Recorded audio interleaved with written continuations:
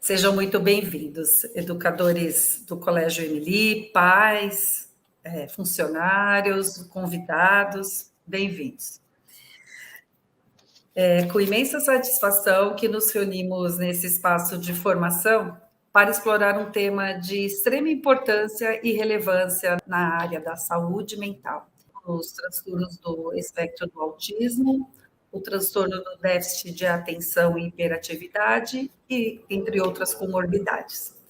O nosso objetivo é que esse momento, entre outros tantos sobre o tema, nos forneça informações fundamentais à medida que nos aprofundamos nessa jornada do conhecimento. Temos o prazer de contar com o conhecimento de uma das maiores autoridades nesta área, o doutor José Salomão, que é diplomado em medicina pela Unifesp, é especialista em neurologia infantil, ele é também redator científico do periódico sobre temas de desenvolvimento da editora Menon, São Paulo, além de ser autor de várias publicações em livros, capítulos de livros e artigos científicos. O doutor José Salomão vai falar por 1 hora.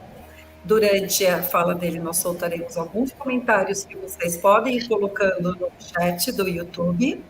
E após essa 1 hora de explicação e de publicação, nós abriremos para algumas perguntas.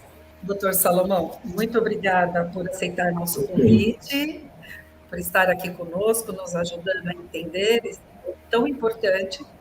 E a palavra é sua, doutor José Salomão. Muito bom, Marta. Muito obrigado pelo convite. Eu sempre tive essa vontade de estar muito perto da educação. Eu sou daquelas pessoas que não acreditam no modelo médico, modelo pedagógico, modelo sei lá o quê. Eu sempre acreditei no modelo da criança. E eu não concebo a educação totalmente isolada da área da biologia e da medicina. Então, sempre é um enorme prazer eu poder estar junto de vocês, educadores.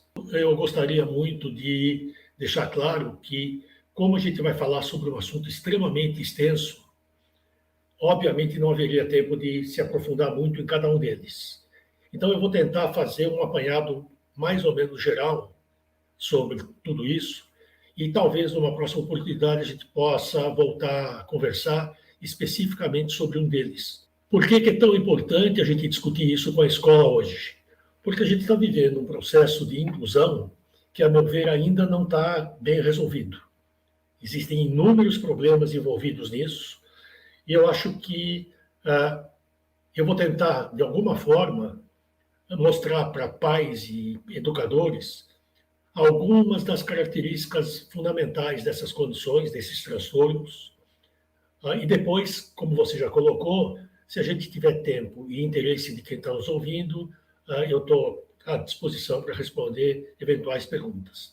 Então, o que eu gostaria de discutir com vocês hoje, ainda que de uma forma um pouco superficial, são aspectos do chamado transtorno do espectro do autismo, TDAH e algumas outras comorbidades que são muito frequentemente encontradas na criança. Eu vou falar especificamente das condições neuropsiquiátricas da infância e adolescência.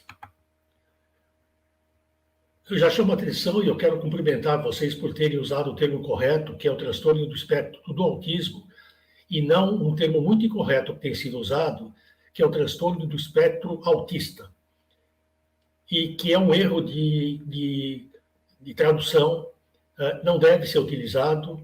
Então, eu chamo a atenção para que a gente continue utilizando aquele termo que é o mais adequado, que é o TEA, transtorno do espectro do autismo. A gente tem assistido, e acho que isso é de conhecimento geral, um aumento exponencial no número de pessoas diagnosticadas com essa condição. A gente começou lá atrás com alguns dados que mostravam que o autismo, ou o TEA, podiam ser diagnosticados por volta de 5 para cada 10 mil crianças. Era uma condição considerada rara, peculiar, tinha uma explicação psicanalítica na época em que foi descrito, isso vem mudando com o passar do tempo, e à medida que novas pesquisas foram feitas, a gente foi tendo aumentos, como eu já disse, exponenciais desse aspecto, até chegar na última cifra, que é de 1 para 36, uma criança para cada 36 de crianças entre 3 e 17 anos de idade. É um número imenso, enorme. A gente está falando de milhões de pessoas. Depois, se a gente tiver tempo, pode até discutir um pouquinho por que razão esse número está aumentando progressivamente. Quer dizer, o que está por detrás disso. Provavelmente, por ser mais conhecido, é mais identificado, possivelmente porque hoje o guarda-chuva sobre o qual a gente dá o nome de TEA é muito mais amplo do que era antes. Então, hoje a gente tem crianças que têm esse diagnóstico que jamais teriam tido esse diagnóstico na década de 40, 50, 60. E a gente tem também, provavelmente, causas ambientais. Então, depois, se a gente tiver um pouquinho de tempo, a gente discute isso. A cifra de hoje, então, se ela for correta, a gente está falando que a gente deve ter aqui alguma coisa em torno de 6 milhões de pessoas com esse diagnóstico. A gente está falando, então, de um número extremamente expressivo da nossa população. As características básicas do que hoje se chama TEA dizem respeito a problemas de interação social, comportamento,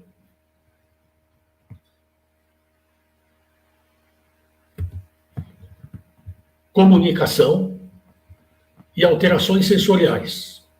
Então, mesmo naqueles casos que não são muito severos, mesmo nos casos em que a gente considera que o comprometimento é pequeno, necessariamente essas pessoas têm alterações nesses 4 domínios, mas que varia muito em termos de intensidade da presença deles. Então, a gente pode representar dessa forma. Você tem pessoas que têm mais defeito na comunicação e comportamento, outros mais interação social, outros mais alterações sensoriais, e você tem, evidentemente, aquele indivíduo que reúne todas essas características. Mas é muito variável, caso a caso.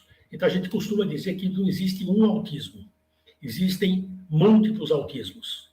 E é por isso que, quando você discute tratamento, inclusão social, escolar, não é prudente você se dirigir aos autistas como se eles fizessem parte de um grupo extremamente homogêneo. Muito pelo contrário, eles são extremamente heterogêneos. Então, muito frequentemente, a discussão tem que ser caso a caso, e não como se eles representassem um grupo com características absolutamente idênticas. Além dessas 4 características fundamentais, a gente vai lidar com inúmeros outros quadros que podem estar presentes também, na forma de comorbidades.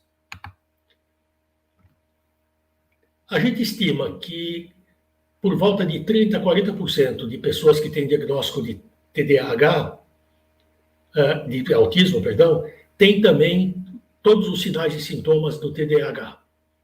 A discussão é se é uma comorbidade ou se é tão frequente que a gente nem deveria chamar de comorbidade, porque é muito frequente que você tenha o quadro mais ou menos clássico do autismo, do TEA, com a presença dos sinais e sintomas que caracterizam o TDAH. Isso é importante, não só na identificação, mas também quando a gente vai discutir tratamento.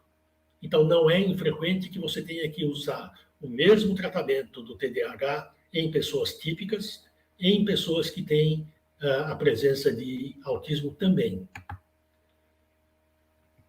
Quando você fala em TDAH, e aí já isso você pode levar para todas as crianças, não especificamente para aquelas que têm autismo, a queixa de que uma criança é agitada e hiperativa é extremamente comum.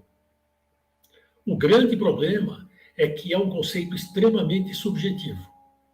Então, para um pai de 58 anos, que acabou de ter uma criança que agora está com 3, a probabilidade de ele considerar essa criança hiperativa é muito maior do que de um rapaz de 22 anos que tem o primeiro filho com 3 anos. E a mesma coisa você pode dizer com relação à escola. Quer dizer, existem escolas que têm a possibilidade de lidar tão bem com crianças que são mais agitadas do que a média, e existem outras que não têm, dependendo do tipo de disciplina que você impõe, etc. O que eu só estou querendo dizer? Não existe um protocolo especificamente que defina quem tem TDAH e quem não tem. Então, se essa criança tiver um quadro de agitação motora óbvio, se ela for obviamente desatenta, se ela for obviamente hiperativa e impulsiva, ela cabe naquilo que hoje se considera o diagnóstico de TDAH. As cifras variam tanto, como vocês podem ver aqui, de 0,5% da população a 20%. Então, é óbvio que o critério não é muito claro, se você tem essa variabilidade enorme. Se fosse 20%, seria praticamente algo que eu tenho que considerar como normal. Então, seguramente, essa é uma discussão que a gente não tem muita solução. Qual é o critério que eu tenho usado no consultório? Sim, o seu filho é agitado, é hiperativo, um pouco impulsivo, mas socialmente ele está bem adaptado.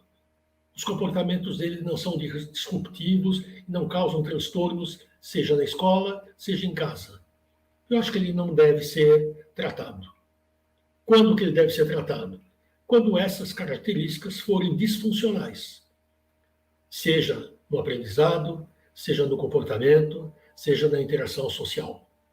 Então, o que eu quero deixar claro, não é fácil fazer diagnóstico de TDAH, tem que ser feito com extremo cuidado, porque senão você corre o risco de medicar um número enorme de crianças, não necessariamente necessitadas de remédio.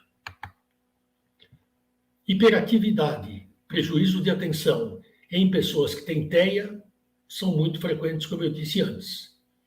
Então, volto a citar autores que discutem se é uma comorbidade ou se é um tipo de sinal e sintoma muito frequentemente presente no TEA. Quando você fala em TDAH, seja no TEA ou seja no grupo típico, a gente considera que existem 3 subgrupos de TDAH. O combinado, que é aquele em que eu tenho desatenção, hiperatividade e impulsividade. Tenho aquele em que predomina hiperatividade e impulsividade. E tenho aquele que parece que é mais comum em meninas, onde predomina desatenção. Então, é comum se dizer que o TDAH é muito mais comum em meninos do que em meninas. Mas isso, na verdade, para o grupo combinado e para o grupo principalmente hiperativo. Para o grupo desatenção, que você pode encontrar tanto em meninos como meninas, ele é mais frequentemente encontrado em meninas, e por esse comportamento não chamar tanto atenção, frequentemente não é identificado tão frequentemente quanto costuma ser nos meninos. Tem 2 jeitos de você lidar com esse tipo de problema. Você pode considerar que as pessoas típicas ou normais do ponto de vista de atenção não são hiperativos, não são impulsivos e não são desatentos. E um grupo que varia de 0,5% a 20%, como eu já disse antes, são aqueles que estariam no grupo do TDAH, com a presença de hiperatividade, impulsividade e desatenção. Mas talvez a gente tenha que entender isso de uma outra forma. E se o problema de atenção diminuída for algo que se distribui na população como uma característica normal, ou seja, eu tenho os indivíduos que estão na média, alguns desvios para cá e para lá ainda considerados normais, tenho esse grupinho aqui azul que se destaca muito pela presença desses sinais e sintomas, e tenho um grupinho intermediário, que é aquele que eu falei para vocês, tem características, mas não define um transtorno, não é disfuncional. Talvez essa explicação seja melhor do que aquela que divide claramente entre quem não é e quem é TDAH. Prejuízos cognitivos estão presentes no TEA em algo em torno de 20% a 30%. Quando vocês forem ver as estatísticas mais antigas, você encontra números que hoje a gente não encontra mais. O Fomboni, por exemplo, em 2005, afirmava que 70% dos casos de TEA se acompanhava de algum grau de deficiência intelectual. Hoje, na verdade, isso caiu para 30%. Tem várias explicações para isso. A primeira explicação, como eu disse que hoje o conceito é muito mais abrangente e eu tenho muito mais crianças que não são severamente comprometidas, eu aumento a probabilidade de crianças que não têm deficiência intelectual. E a outra possível explicação é que os tratamentos que a gente tem hoje, que embora não curem o autismo, podem melhorar se iniciarem cedo na intensidade necessária. A verdade é que hoje os autistas severamente comprometidos do ponto de vista intelectual representam um número muito menor do que aqueles que eram identificados anteriormente. Então, que cifra eu ficaria hoje? Em torno de 20% a 25%, provavelmente é a cifra mais adequada. Uma outra comorbidade frequente e grave, eventualmente, é a epilepsia.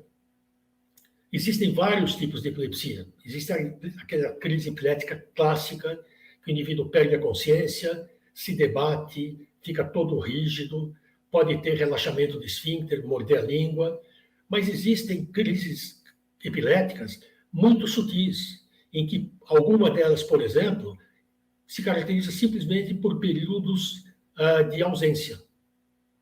A criança para por alguns segundos, não responde, interrompe uma tarefa que está fazendo e logo em seguida ela volta a si. Essas crises podem se repetir 50, 100, 200 vezes por dia e podem não ser identificadas. É importante identificar a epilepsia, porque é uma condição que, na população geral, afeta mais ou menos 1% da população. Mas em pessoas com TEA, chega a comprometer 20% a 30% das pessoas. Por que é importante você chamar a atenção para a importância de reconhecer a epilepsia e de tratar adequadamente? Pela simples razão de que, quando você vai ver causas de morte em indivíduos com TEA, uma das causas mais frequentes é crises epiléticas prolongadas que levam à morte, se não cuidadas muito intensamente. Então, sim, é frequente, sim, precisa ser identificada, caso contrário, você não vai tratar adequadamente essas pessoas. Seletividade alimentar é um outro aspecto que está presente no número relativamente alto de pessoas com essa característica. Alex, eu não estou recebendo nenhum retorno teu, eu espero estar sendo ouvido por vocês. Né? Tem algum jeito de você me dar um retorno só para ter certeza que está sendo ouvido? Sim, doutor, está tudo certo, estamos ouvindo bem. Tá bom, porque o mês passado eu dei uma aula de 2 horas para mim mesmo. Não, tá tranquilo, estamos ouvindo, o pessoal está interagindo aqui no chat, tá Então, tranquilo. Então, seletividade alimentar. Indivíduos com TEA, muito frequentemente, têm uma seletividade extrema. Alguns escolhem a comida pela cor. Alguns escolhem a comida pelo jeitão. Alguns escolhem a comida pelo cheiro. Alguns só comem determinadas comidas se elas estiverem no prato na mesma disposição sempre. Alguns não comem feijão e arroz se o arroz encostar no feijão. Algumas não comem o feijão se ele for feito pela mãe e não pela funcionária que habitualmente faz. E é um problema que pode ser sério. Eu tenho crianças que, durante 1 ano, praticamente só comiam pipoca de uma determinada marca. Se a mãe oferecesse uma pipoca muito parecida, de uma outra marca, mesmo sem a criança ver a embalagem, por alguma razão, pelo cheiro, pelo aspecto, ela identifica e não come.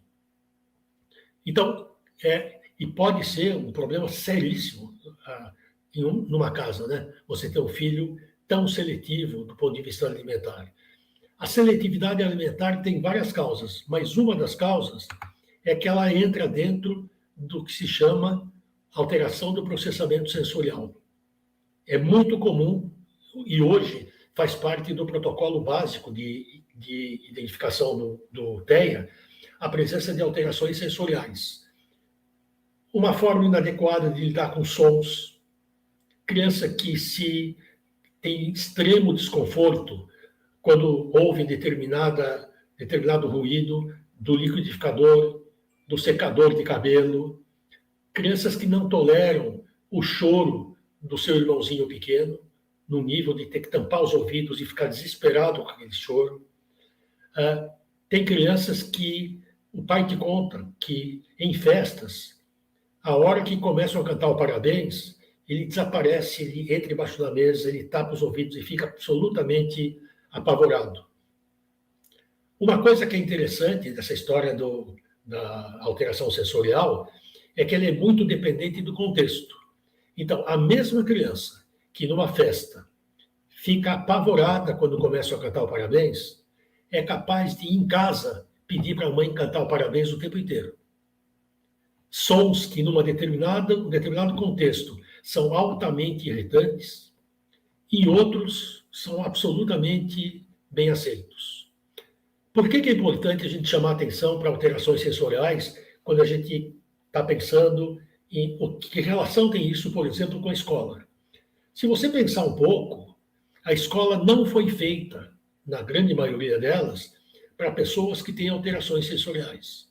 Imagine o desconforto que causa para uma criança com TEA, uma classe com 25, 30 crianças, uma professora que fala alto, o telefone que toca a todo momento na sala da orientadora que fica perto, uma sala que tem uma janela aberta que dá para o pátio, onde grupos, enquanto essa está tendo aula, os grupos estão fazendo a maior algazarra lá. Então, algumas vezes, coisas tão simples quanto identificar alterações sensoriais e modificar o ambiente de forma que se torne mais palatável para essas crianças, seria um enorme avanço na possibilidade dessa criança continuar a aprender de forma adequada nessa classe, nessa escola. Alterações de sono. Bom, alterações de sono é uma queixa extremamente comum no consultório de qualquer pediatra. A estimativa é que as crianças aqui no Brasil tenham algum tipo de alteração de sono em 30% a 40% dos casos. Algumas são leves, dá para você ir levando sem grandes problemas, mas algumas são extremamente severas. Quer dizer, crianças que acordam às 4h30 da manhã e não dormem mais, crianças que têm o sono interrompido, que acordam inúmeras vezes durante o sono, e que, porventura, pode se tornar uma das queixas mais importantes para a família. Eu tenho famílias que me dizem, doutor, a gente não dorme há 3 anos. Porque se o teu filho não dorme, obviamente, um de vocês, quer dizer, alguém vai ter que dar conta de ficar com essa criança, de tentar fazer com que ela fique mais tranquila, etc.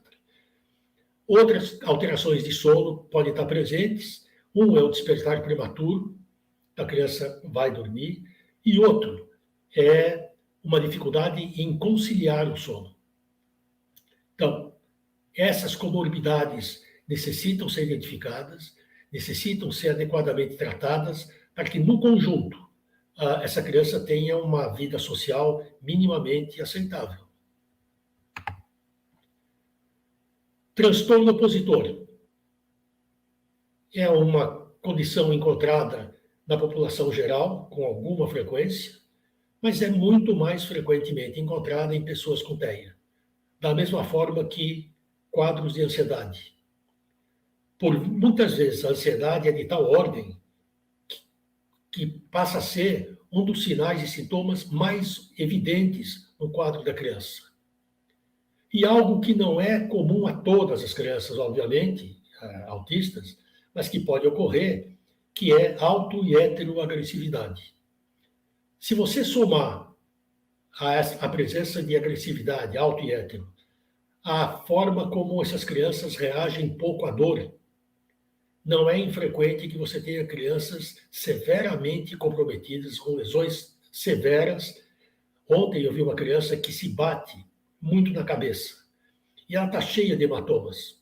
A cabeça toda dela tem cicatrizes decorrentes da intensidade com que ela se agride toda vez que ela é frustrada. Então, se você imaginar que cada pessoa com TEA tem a sua particularidade, que cada uma delas pode ou não ter esse tipo de comorbidade, fica claro porque eu insisto na história de que cada autista é muito peculiar. Você não encontra dois indivíduos com TEA absolutamente idênticos na forma como expressam essa condição. Então, a gente tem que estar muito atento, porque, por vezes, é muito fácil identificar o autista severo, a gente vai falar sobre isso daqui a pouquinho, e é muito fácil não identificar aquele autista que, por ter um comprometimento muito mais sutil, passa anos sem ser identificados. Eu tenho recebido, ainda hoje, adolescentes com 16, adultos com 23 anos, que até hoje não tiveram diagnóstico de TEA, embora o quadro, a mim, pelo menos pareça, muito evidente. Então, a gente tem que estar muito alerta para esse tipo de coisa. O diagnóstico deve ser feito cedo, se possível, para evitar que essas pessoas passem boa parte da vida com severos comprometimentos sociais e disfuncionais por não terem tido um olhar mais adequado. Se você pensar nas coisas que eu falei até agora e projetar isso e dizer, bom, o sujeito que tem isso tem que tipo de prejuízo na sua vida cotidiana? Um monte deles. Primeiro, eles têm em geral, uma enorme inflexibilidade de pensamento. São crianças rígidas, que não gostam de mudar de tarefa, principalmente quando isso é súbito, que querem jogar as coisas, jogos, brincadeiras, do seu jeito, que não admitem mudanças súbitas em algo que foi planejado. Se por qualquer razão, algo que foi combinado com eles não dá certo por um imprevisto, é extremamente difícil. Eles são capazes de se desorganizarem de tal forma, de uma forma desproporcional, para quem está observando de fora. Para eles, é porque o mundo ideal da pessoa com TEA é um mundo que não se modifica. Tudo acontece do mesmo jeito, na mesma hora. Eu vou para a escola, de casa para a escola, pelo mesmo caminho, com o mesmo motorista da van, sou recebido pela mesma pessoa na escola, e, de repente, se eu entrar numa classe e que mudou a professora sem que eu soubesse, isso pode me desorganizar de forma absolutamente desproporcional.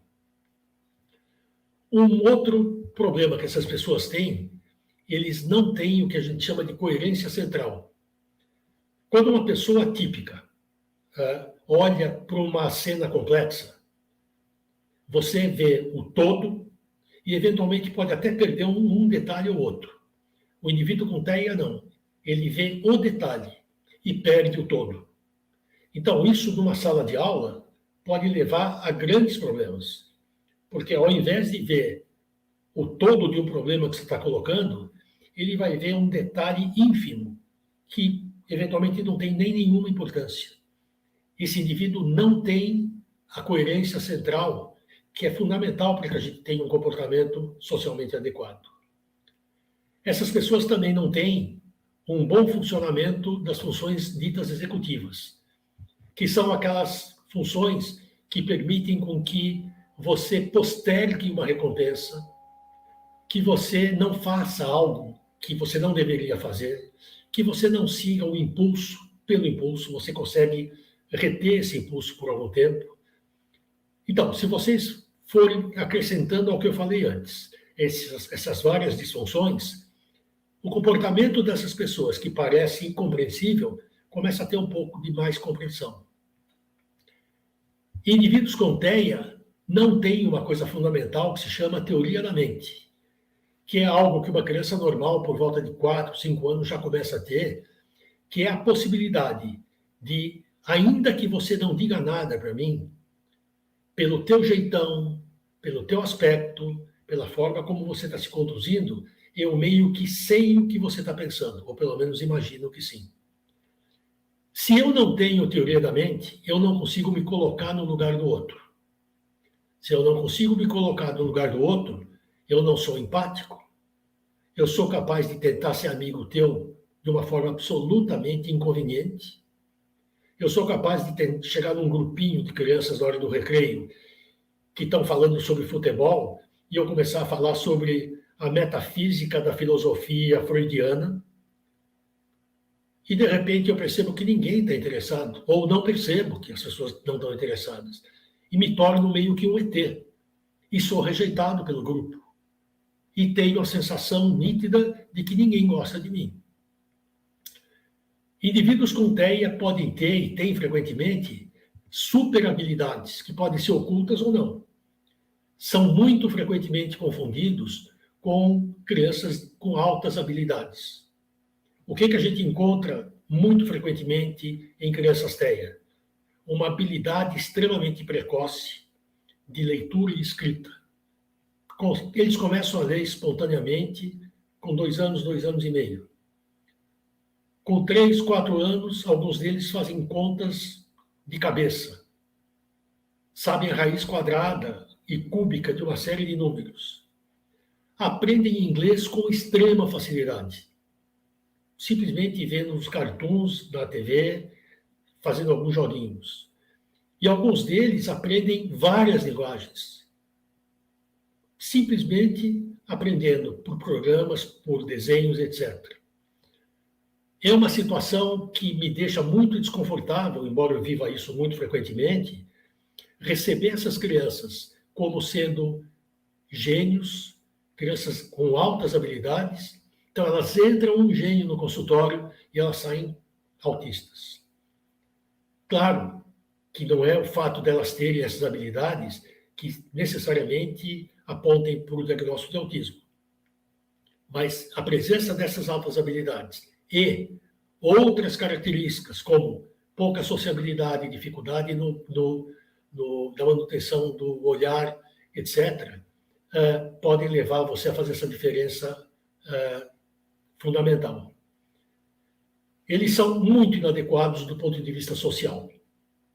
Mesmo aqueles que são muito inteligentes, frequentemente eles são incapazes de aprender que se fala tchau quando vai embora, que se diga bom dia quando você chega.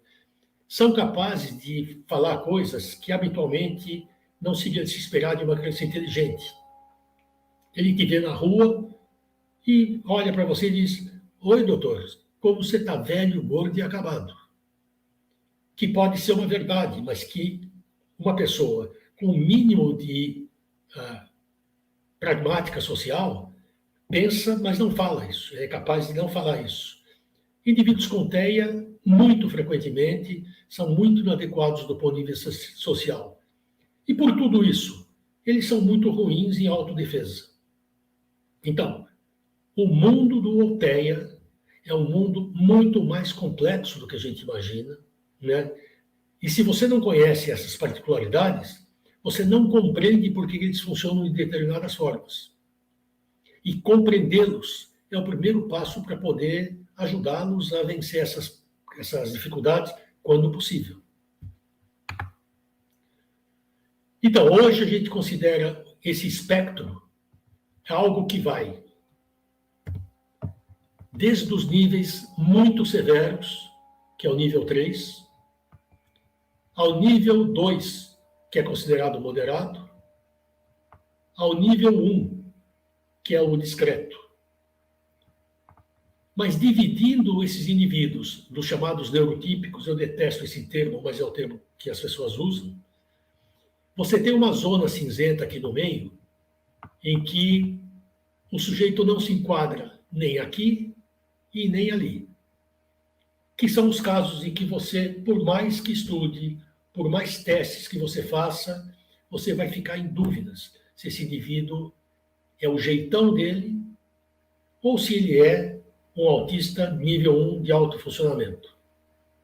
E eu confesso para vocês que muito frequentemente eu tenho extremas dúvidas em definir esse grupo que fica exatamente nesse terreno meio nebuloso, né? Uma coisa que a gente tem falado muito frequentemente, que é um conceito mais ou menos novo, é que talvez exista o que você possa chamar de fenótipo ampliado do autismo.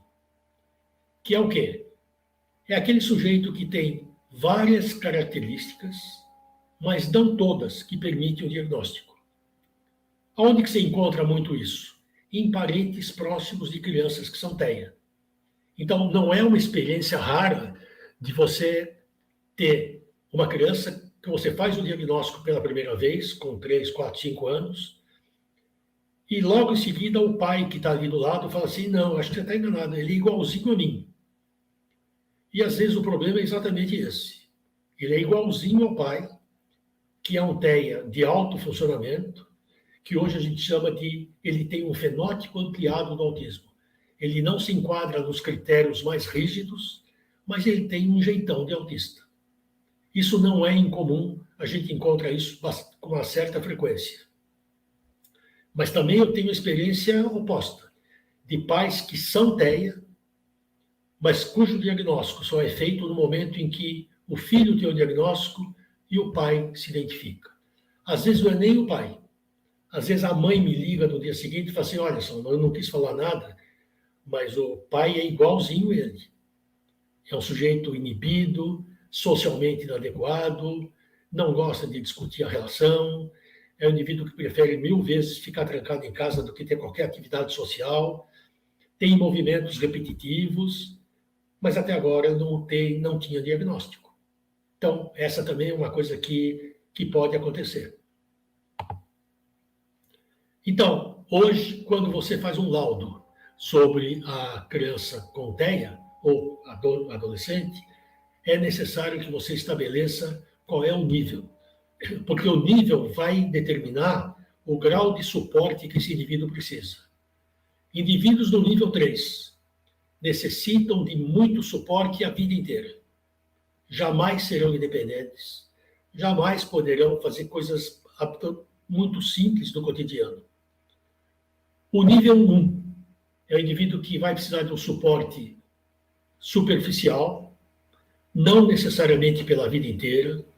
É esse sujeito que eventualmente vai ter uma vida social minimamente aceitável, pode casar, não que eu considere que casamento é sinal de sanidade mental, pode ser o contrário, mas enfim, as famílias sempre perguntam, mas doutor, ele vai ser capaz de casar? Como se isso fosse um critério de sanidade. Não é. Mas esse sujeito pode ter uma vida familiar. E o nível 2 é o intermediário, que vai precisar de um suporte, não muito intenso, mas provavelmente para o resto da sua vida. Saindo agora só do TEA e falando nas deficiências do modo geral, o número de pessoas com algum tipo de deficiência, pelos dados de 2019 aqui no Brasil, somam 17 milhões de pessoas. Então, a gente está falando de um número enorme de pessoas que têm deficiências muito variáveis, né? Intelectual, sensorial, etc., sobre as quais a gente tem que discutir coisas que não cabem hoje, que é políticas públicas, que tipo de política pública garante que essas pessoas tenham acesso a tratamentos minimamente adequados.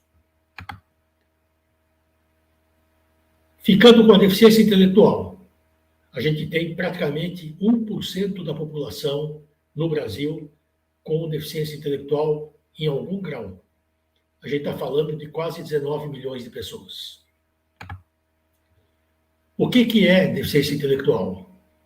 É a presença de limitações significativas no funcionamento intelectual e comportamento adaptativo que se inicie antes dos 18 anos de idade. É estimado que ocorra em 1 a 3% da população, sendo que a grande maioria, felizmente, é levemente afetada, 10% é moderadamente, e severos e profundos, 6% da população, que ainda assim é um número altamente relevante. Nessa pizza dá para a gente ver bem a distribuição desses grupos. Então a gente tem aqui as pessoas com graus leves perfazendo 85%, 10% moderados, 3 e 2 severos. A pergunta que sempre as pessoas fazem, onde estão esses 85%? Porque esses outros aqui são identificados. O prejuízo deles é de tal ordem que, se não tivesse sido identificado antes, seguramente, ao entrar na escola, e à medida que as expectativas cognitivas aumentam, eles começam a ficar muito claramente diferentes dos demais. Mas os 85%, que são quadros leves, estão aonde? Estão na sua escola, estão com o diagnóstico de TDAH, estão com o diagnóstico de problemas de aprendizagem, estão com o diagnóstico de crianças preguiçosas, estão com o diagnóstico de que, mas a escola não consegue ensinar porque a escola é inadequada, e com enorme frequência não são identificados. Por que não são? Porque como você não pensa na possibilidade de uma criança que não é obviamente deficiente, que ela tem algum grau de deficiência que dificulta ou impossibilita que ela consiga aprender de acordo com o que se espera que ela aprenda. Uma das primeiras coisas que, na minha opinião, você tem que fazer quando uma criança começa a ter dificuldades de aprendizagem escolar, se ela não tiver uma explicação óbvia, é fazer uma avaliação neuropsicológica dessa criança. Porque a causa mais frequente de dificuldades escolares no Brasil é deficiência intelectual leve, que não é identificada porque você não tem um protocolo que exija que isso seja feito sempre que uma criança demonstrar que não está conseguindo acompanhar o que se espera dela, levando em conta a idade e a escola em que ela está inserida.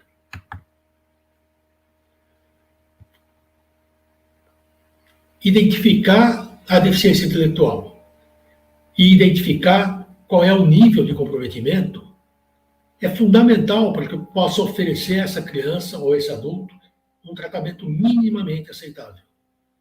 Então, por mais que a gente não queira falar em quociente intelectual de QI, ainda é uma ferramenta que, quando bem avaliada por um profissional competente e quando bem utilizada, serve de norma para você estabelecer o quanto de suporte essa criança precisa. Quando possível, eu tento identificar a causa da deficiência. Nas crianças com deficiência leve, a grande maioria dos casos você não consegue identificar uma etiologia definida. Nos casos severos e profundos, quase sempre a gente consegue. E eu tenho que estabelecer também, na pessoa com deficiência intelectual, se além da deficiência intelectual, ela tem algum comprometimento em outros níveis da saúde mental. Então, ela pode ter outros comprometimentos que, em combinação com a queda na inteligência, podem determinar um prejuízo funcional maior.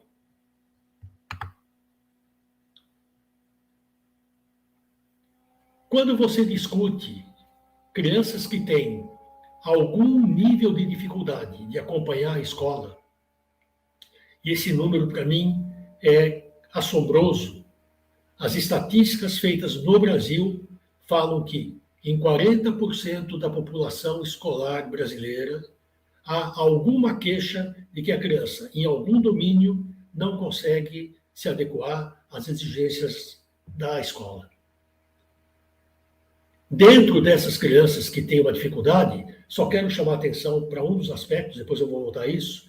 Você pode encontrar, por exemplo, crianças com dislexia de evolução, que é uma coisa que não é difícil de ser identificada, é preciso que seja identificada para que essa criança tenha minimamente adaptações curriculares e um acompanhamento que permita a ela vencer as barreiras que essa condição estabelece.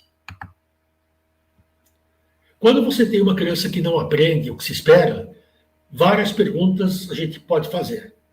Primeiro, é o Joãozinho que não aprende? É ele que tem algum problema? É a escola que não ensina? por mais que ela pretenda ensinar, talvez o método pedagógico que ela utiliza para o Francisquinho não é o ideal, levando em conta que cada um de nós aprende de um jeito. São as políticas públicas que são inadequadas, que não garantem à grande maioria das nossas crianças acesso a uma escola que seja elas a melhor possível. Ou não. Bom, é essa família que não ajuda. Eu acho que a gente pode encontrar tudo isso, né?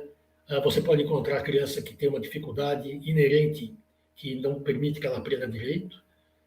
Você pode encontrar crianças que estão num tipo de escola que não tem nada a ver com a sua forma de aprender. Seguramente as nossas políticas públicas ainda não são as melhores possíveis, a gente vive mudando a todo momento. Agora a gente está vivendo no estado de São Paulo o sujeito que inventou que livros didáticos não são mais necessários e que agora tudo vai ser virtual para uma população que não tem acesso, e boa parte da população não tem acesso absolutamente a esse tipo de tecnologia. Então, isso vai ter um impacto em muitas crianças que vão deixar de aprender adequadamente? Sim, por políticas públicas que não têm a menor razão de existir. E tem as famílias que não ajudam? Claramente. Tem famílias que terceirizam a educação do filho para a escola. Não só no que diz respeito ao aprendizado acadêmico, mas até em coisas básicas do tipo, é a escola que tem que ensinar meu filho a escovar os dentes, é a escola que tem que ajudar meu filho a fazer determinadas tarefas que ele não faz em casa, quando, evidentemente, essa não é necessariamente a função da escola. Quando você tem a criança que não aprende, eu acho que, a priori, eu tenho que fazer uma divisão muito importante. Eu tenho que definir o que é dificuldades de aprendizagem e o que é transtornos de aprendizagem. São duas coisas absolutamente diferentes que não podem ser confundidas. Quando eu falo em dificuldade de aprendizagem, eu estou falando de uma criança que não tem problemas internos de funcionamento, mas que, apesar de tudo, não aprende. Por alguma daquelas coisas que eu falei antes. A família não ajuda, a escola não é adequada, o secretário de Educação mudou a forma dessas crianças serem ensinadas e avaliadas. Então, o problema não está inerentemente ligado à criança, mas está naquelas coisas, no ambiente, no contexto em que ela está inserida. Mas quando eu falo de transtorno de aprendizagem, eu estou falando de uma coisa que é inerente à criança, tem, em geral, uma causa biológica, independe do contexto. Então, é fundamental diferenciar uma coisa da outra, porque elas têm condutas absolutamente diferentes que têm que ser feitas. Esses são os transtornos chamados específicos de aprendizagem, que são transtornos. É o transtorno específico de leitura, da soletração, das habilidades aritméticas, o transtorno misto das habilidades escolares, outros transtornos e o não especificado. Desses, seguramente o mais conhecido é o de leitura e escrita, que é a dislexia de evolução. As estimativas feitas no Brasil mostram que, dependendo do trabalho, a cifra varia de 2% a 10% da população infantil que teria um transtorno do aprendizado. Então, é diferente das 40% que tem algum distúrbio de aprendizagem ou dificuldades. Então, dificuldade é muito mais comum, transtorno é muito mais raro, mas tem que ser identificado. Essas crianças, se não identificadas, elas vão sofrer brutalmente, porque sempre serão exigidas acima daquilo que elas dispõem. Isso vai trazer problemas seríssimos do ponto de vista comportamental e psicológico. Como que você faz diagnóstico de um transtorno específico? Hoje, felizmente, a gente tem no Brasil testes específicos para leitura, para matemática e para escrita.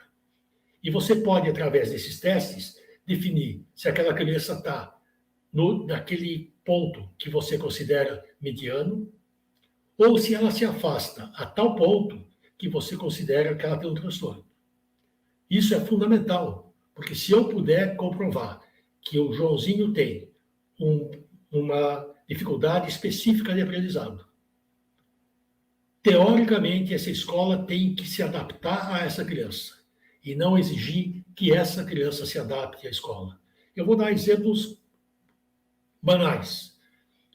Uma criança que tem uma dislexia de evolução, que por mais que se esforce, ela continua fazendo erros crassos de ortografia, que por mais que ela queira, ela tem uma dificuldade enorme em entender textos. Talvez haja uma forma de ajudar um pouco essa criança, por exemplo, se o problema dela for da escrita.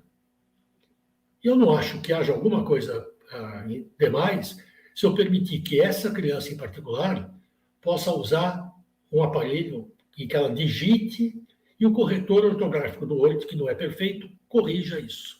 Se eu, como professor, estou interessado no conteúdo do que ela sabe, a forma que ela me apresenta não deve ser a mais importante. Se você tem uma criança que tem um transtorno de matemática, que é a descalculia, que por mais que ele se esforce, por mais inteligente que ele não consegue decorar as tabuadas. Mas ele é muito inteligente. Se eu der a ele a possibilidade de usar uma maquininha de calcular, provavelmente ele vai conseguir competir com os outros em igualdade. Você tem que vencer uma resistência. Eu tive um caso que eu acho muito paradigmático, que é um rapaz de 12 anos de idade, muito inteligente, muito disléxico. Ele não conseguia decorar formas de grafar adequadamente determinadas coisas. O ditado dele era um caos, um desastre total. E ele vinha tendo notas baixas porque os professores insistiam em levar em conta os erros de grafia. E nessa condição, eu mandei um laudo para a orientadora pedagógica dessa escola, sugerindo que permitissem a ele levar um laptop, que ele era ótimo para digitar, e que ele pudesse digitar e não escrever. E ela me telefonou, muito assustada, mas falou, não, como é que eu posso permitir que esse cara entre com um laptop e os outros? Eu falei, olha, alguém na sua classe usa óculos? Alguns. Eu falei, e os outros? Não, os outros não precisam. É o mesmo raciocínio. Quer dizer, se eu permito que esse sujeito, por conta de uma dificuldade que tenha uma ajuda de uma maquininha que seja, e se eu explicar muito claramente para os outros por que isso está acontecendo, talvez seja uma forma de ajudar esse sujeito a não ter problemas futuros. Então, a gente tem que estar atento para a presença dessas crianças. Tem que tentar, sempre que possível, diferenciar o que é dificuldade do que é transtorno, para poder ajudar esses indivíduos a romper essas barreiras. Porque se eu não fizer isso, esse sujeito vai se desmoralizar, ele começa a ter problemas gravíssimos de autoestima, ele começa a se afastar dos amiguinhos, ele se considera burro e ele pode evadir da escola por conta de todas as dificuldades.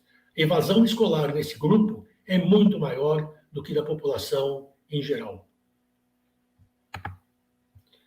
E para finalizar, quando a gente discute o que a gente está discutindo hoje com vocês, eu volto a insistir na primeira coisa que eu falei. Modelo médico, modelo pedagógico, modelo biopsicossocial, acho que é tudo uma bobagem. Modelo é uma forma de todos os domínios que estão envolvidos nesse processo extremamente complexo que é a educação, que sejam harmônicos, que haja uma possibilidade de todos esses domínios falarem entre si. A saúde é fundamental. O diagnóstico médico é importante. A presença de psicólogos, fonoaudiólogos, terapeutas ocupacionais é muito importante para ajudar essas crianças que têm algum nível de dificuldade. Essa relação de saúde e educação é fundamental. Principalmente agora que você fala tanto em inclusão, escolas que aceitam indivíduos com graus importantes de deficiência têm que estar preparados para lidar com coisas que habitualmente a escola não tem. uma crise epilética severa, a lidar com uma situação comportamental para a qual eu não fui suficientemente treinado. Os terapeutas têm que ser envolvidos frequentemente. Uma escola inclusiva tem que estar absolutamente aberta ao médico, aos terapeutas. E hoje, mais frequentemente, a gente tem mais uma interface que entrou nesse sistema que a gente está discutindo, que é o judiciário. Porque vocês sabem tão bem quanto eu que hoje crianças com dificuldades, TEA, hiperativos, etc., muito frequentemente necessitam de tratamento para o qual o Estado ainda não dá uma oferta razoável e tem que entrar com um pedido de liminares para que o convênio médico pague esse tratamento absolutamente necessário e muito caro. Então, hoje, na verdade, cada vez mais, esse grupo que lida com problemas de saúde e educação está muito mais envolvido com outras coisas que até pouco tempo atrás não eram nem da nossa alçada. Então, eu quero terminar, acho que eu terminei quase em cima da hora, né? A gente tem ainda um espaço para dúvidas e para eventuais perguntas, e eu me coloco à disposição de vocês. Deixa eu tirar isso daqui. Doutor José Salomão? Oi. Durante a sua explicação, muitos comentários que nós fomos soltando aqui ao vivo, mas como o senhor estava com a sua tela, o senhor não pôde ver, mas muitos elogios, muitas interações, e nós temos aqui 5 questões, que nós vamos, agora que o senhor está conseguindo, o senhor está vendo a tela, nós vamos soltar. É tudo bem se nós colocarmos as 5 questões ao mesmo tempo, doutor José Salomão? Claro? Então, claro. Tá bom. Então, vamos lá. Vou colocar aqui a primeira pergunta. É da Karen, e ela pergunta: crianças que andam nas pontas dos pés e de deitar em posição fetal pode ser comportamento de TEA? A próxima pergunta. Pode, mas não necessariamente. Então, pisar na ponta dos pés, isoladamente, não quer dizer quase nada. Pode ser um problema passageiro que crianças pequenininhas eventualmente fazem e deixam de fazer. Pode ser um problema ortopédico. Pode ser um problema neurológico que não tem nada a ver com o TEA. E pode ser TEA se tiver acompanhado de outros sinais e sintomas. Então, simplesmente pisar na ponta dos pés. Mas não tem atraso de linguagem, não tem problema de sociabilidade, não tem comportamentos estereotipados. Seguramente, eu não pensaria em TEA. Então, pode ser um sinal de TEA? Sim, mas não isoladamente. A próxima pergunta é da Adriana, e ela pergunta: qual profissional que dá o nível do autismo? Na verdade, é uma equipe, né?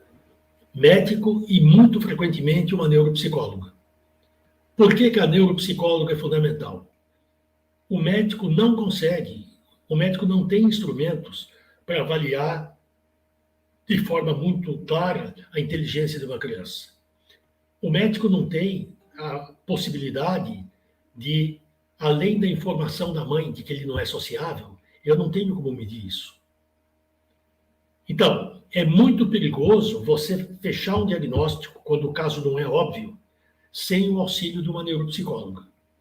Porque a avaliação neuropsicológica vai me mostrar todos os domínios relacionados à inteligência, qual é o potencial cognitivo, qual é a possibilidade dessa criança ter uma função executiva adequada.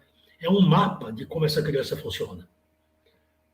Do ponto de vista ideal, todas as crianças deveriam ter o benefício de passar por essa avaliação. Mas isso está fora da nossa realidade. Os bons profissionais que fazem isso não são muitos. É um procedimento caro. Algumas vezes a criança tem que ir no consultório dessa psicóloga 8, 10 vezes para ter uma avaliação adequada. Mas para você ter certeza do nível, eu acho que é a avaliação médica e a avaliação neuropsicológica, em conjunto. E outra coisa, E não se estabelece nível na criança pequena. Quando você suspeita de autismo de uma criança com 3 anos, que em geral você não consegue fechar o diagnóstico, mas levanta a suspeita, você nem tem certeza se ele é autista, muito menos você tem condições de fazer avaliação de nível. Isso vai ser feito por volta de 5, 6, 7 anos de idade. Acredito que a próxima questão já tenha sido respondido com essa sua fala, que é da Viviane. Olha, acredito que o diagnóstico em crianças muito pequenas deve ser mais difícil, correto? Não, ele é impossível. O que eu diria para ela?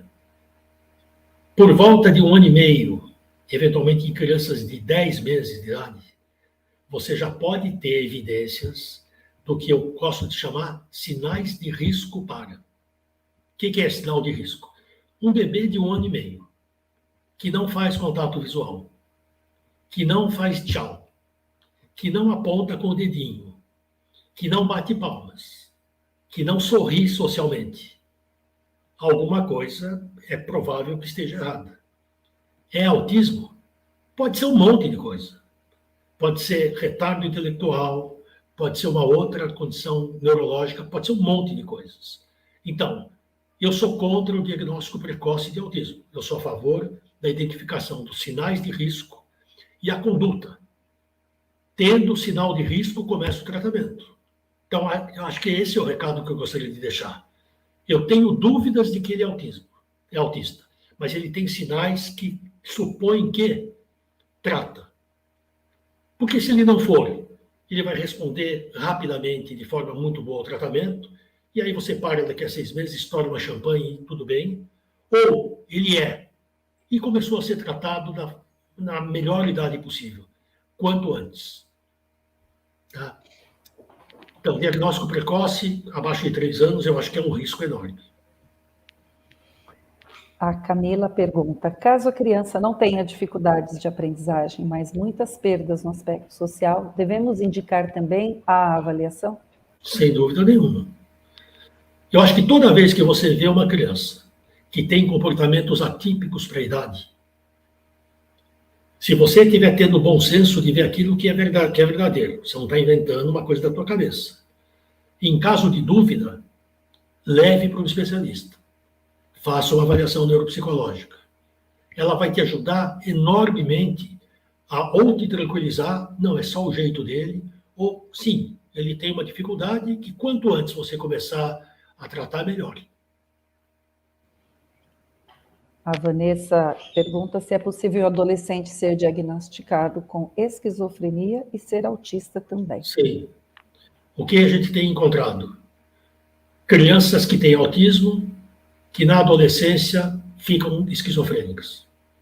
Então, tudo indica que não é. O autismo não leva à esquizofrenia, mas o autismo não te vacina contra. Então, você pode ter outras condições mentais, além daquelas que eu já coloquei, que podem afetar o indivíduo que tem, como diagnóstico de base, TEA. Isso não é incomum, mas pode sim. A pergunta agora é da Júlia, doutor. Como podemos lidar com colegas professores que pensam que hoje em dia os diagnósticos de TEA são excessivos? Acham que estão diagnosticando qualquer um com autismo? Ué, ouvindo a opinião de alguém que entende um pouquinho mais do que elas, né? Então, assim, estão fazendo muito diagnóstico? Sim. Muitos estão errados? Sim. Mas escuta, 1 em 36 são considerados autistas hoje, no mundo. Você pode discutir, você pode argumentar, mas que está havendo um número crescente. Na minha prática, 1/3 das crianças que eu vejo no consultório vêm com suspeita de autismo e não são. Mas o resto vem com suspeita e confirma o diagnóstico. E não é uma professora que tem o conhecimento suficiente para fazer uma afirmação dessa. Eu acho que é preciso mais do que isso. A Márcia pergunta, diz que no início da palestra, quando o senhor falou do aumento exponencial dos casos, falou que poderia falar o que teria por trás de tantos diagnósticos. Poderia explicitar agora? Posso. Primeiro, já falei que o guarda-chuva está maior. Então, se o guarda-chuva está maior, se hoje eu admito pessoas pouco comprometidas com esse diagnóstico, obviamente cabe mais gente dentro. Mas há evidências de que algumas causas ambientais estão em jogo. Primeiro, há vários estudos mostrando que obesidade materna, mulheres que engravidam com mais de 80 quilos, ou que ganhem mais de 18 quilos na gravidez, aumentam o risco de uma criança com autismo. Idade parental. Pais e mães mais velhos têm maior risco de ter uma criança com autismo. E a gente vive uma época em que muito mais casais mais idosos estão tendo filhos, por conta de uma série de coisas. As mulheres estão engravidando mais tarde. Por quê? Porque hoje elas estudam, hoje elas se formam, uma vez formadas elas querem fazer mestrado, querem fazer doutorado, querem fazer pós-doutorado, e quando fizeram tudo isso, já estão com 40, 45 anos de idade e vão engravidar. Isso aumenta o risco do nascimento de crianças autistas. Mães que tomam determinados anticonvulsivantes, porque têm convulsões, aumentam em 3 vezes o risco de crianças com autismo. Ácido valproico é uma medicação muito usada e, quando usada na gravidez, aumenta muito o risco. Existem evidências de que alguns antidepressivos também possam causar esse efeito. Então, possivelmente, a gente está vivendo uma epidemia de obesidade, uma epidemia de gente tomando antidepressivo, uma epidemia de gente tendo filho mais velho, e está identificando melhor. Eu acho que isso justifica o aumento. Não sei se no nível de 1 para 36, mas seguramente o autismo hoje é muito mais comum do que quando eu comecei a conhecer essa condição há 4 décadas atrás.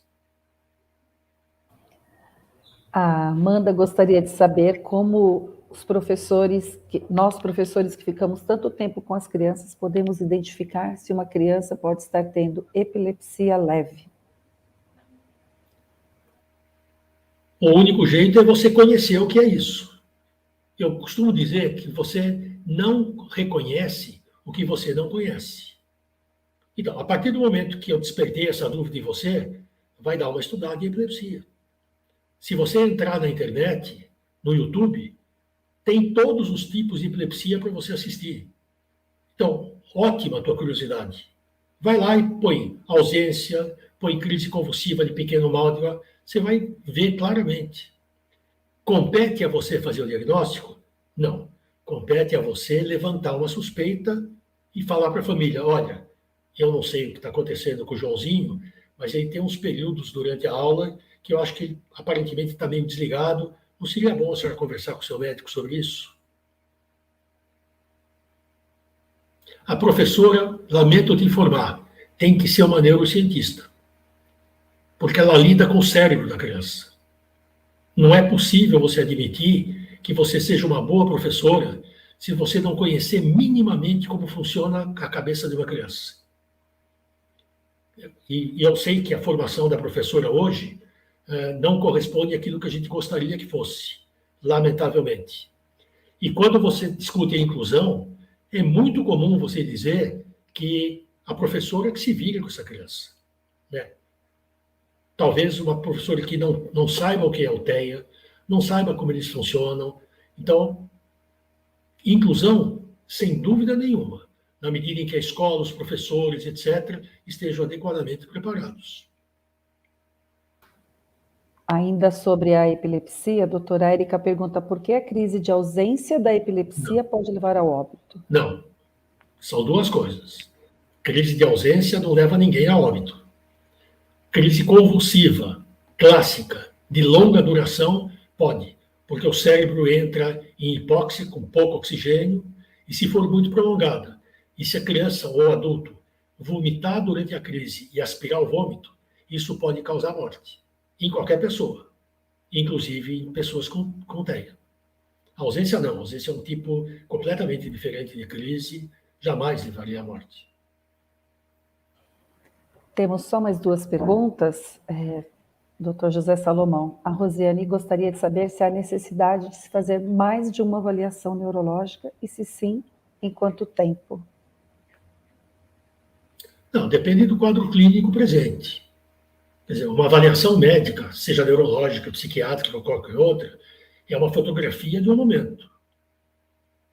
Quer dizer, se eu te digo que o teu filho aos 3 anos de idade tem uma avaliação neurológica normal, eu não estou te dando uma carteirinha dizendo que o resto da vida ele não terá problemas neurológicos. Então, quando tem que ser refeito? Quando você precisar de uma nova avaliação, porque algo novo surgiu. Ou porque o tratamento que está sendo feito não trouxe o resultado que você esperava. Então, procurar por que não está dando certo. Quer dizer, o que está acontecendo que eu estou investindo tanto no tratamento e não vejo nenhum progresso. É o meu filho que tem um quadro mais severo do que eu pensava, é a clínica que eu estou frequentando que não é adequada. O que está acontecendo? A última pergunta, Dr. José Salomão, é do Marco Aurélio. Ele te agradece e pergunta como o esporte pode ser contextualizado no sentido de contribuir com a pessoa e com a família. Meu amigo, o esporte é necessário para qualquer um de nós, né? Quer dizer, a gente vive repetindo isso à exaustão. Criança pequena, criança adolescente, idoso, tem que fazer esporte. Quer dizer, eu estou com 85, quase 86. Querendo ou não, 3 vezes por semana eu vou fazer o meu esporte. Por quê? Porque eu adoro esporte? Não necessariamente, porque me faz bem, porque o cérebro funciona melhor quando o corpo funciona melhor. Então, é importante para o indivíduo que tem TEA, tanto quanto é para mim, para você, claro que sim. Né? A gente tem que tratar tanto do corpo quanto do espírito, do cérebro, indiscutivelmente. Nós vamos, então, encerrando, né, doutor José Salomão, agradecendo a todos pelas perguntas e pelos comentários durante essa 1h e um pouquinho. Né? Quero pedir licença, doutor Salomão, para agradecer a irmã Luísa Chesca, que está nos acompanhando e é diretora do Colégio Émilie de Villeneuve, manifestar o nosso profundo agradecimento por ela promover mais este valioso momento de formação continuada, que é a marca da Rede Azul. Ao senhor, nós queremos agradecer pelos conhecimentos compartilhados. É um privilégio ter podido contar com o senhor nesta noite. Muito obrigada, doutor José Salomão. Foi um prazer, disponha.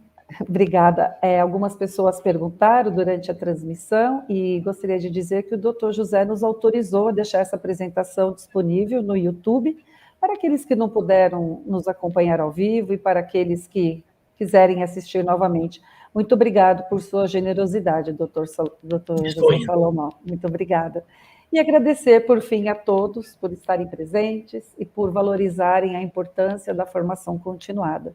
E que juntos, né, doutor José Salomão, possamos continuar construindo um ambiente de conhecimento e um ambiente de crescimento.